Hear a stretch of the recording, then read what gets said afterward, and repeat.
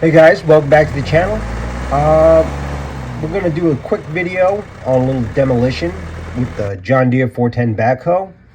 I'll do a follow-up video on this tractor backhoe later on when the weather gets a little better. But yeah, so we want to get it out. This way we can start some of the demo and I can get up there and kind of repair that wall on the haymow. The tractor's a little oldie but a goodie. She got bowl tires, two-wheel drive. But you can see she's getting the job done.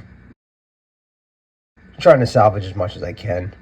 It's just a mess.